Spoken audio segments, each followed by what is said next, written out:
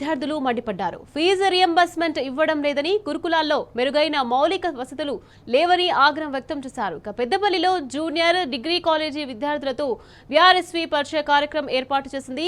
విద్యా వ్యవస్థను బలోపేతం చేయాల్సిన బాధ్యతను కాంగ్రెస్ సర్కార్ విస్మరించిందని పెద్దపల్లి జిల్లా బీఆర్ఎస్వీ అధ్యక్షుడు సతీష్ గౌడ్ ఫైర్ అయ్యారు.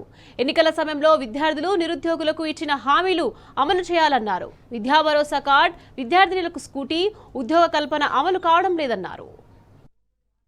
అమలు చేసే వరకు కూడా మీ విద్యార్థులు ఖచ్చితంగా పోరాటం చేయాలి. చేసిన దుర్మార్గం పరిపాలన ఏంటి ఖచ్చితంగా మీరు తెలుసుకోవాలి. అది మన రోడ్ ఎక్కాల్సిన అవసరం వచ్చింది ఈ ప్రభుత్వంలో. పేరుకపోయిన చెత్తను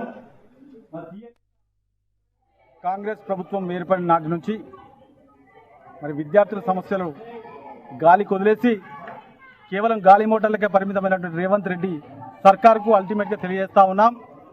ఓవైపు తెలంగాణ రాష్ట్రంలో మరి విద్యార్థులు అనేక సమస్యలతో బాధపడుతూ ఉంటే రేవంత్ రెడ్డికి మాత్రం నిమ్మకు నీరెత్తినట్టు లేకుండా విద్యాశాఖను తన జేబులో పెట్టుకొని మరి ఆయన ఇష్టానుసారంగా వివరిస్తున్నట్టు కనిపిస్తూ ఉంది.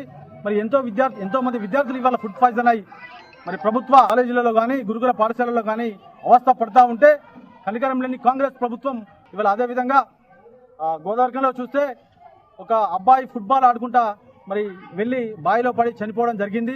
మరి అక్కడ ఉన్నటువంటి వ్యవస్థ ఏం చేస్తూ ఉంది? మరి ప్రభుత్వ ఉన్నత అధికారులు మరి చుట్టుపక్కల ప్రహారీ గోడలు ఏర్పాటు చేస్తే ఇవాళ విద్యార్థుల జీవితాలు గాలిలో కలిసిపోకపోతూ ఉండే కనుక మరి వెంటనే కాంగ్రెస్ ప్రభుత్వానికి అల్టిమేట్గా తెలియజేస్తా ఉన్నాం.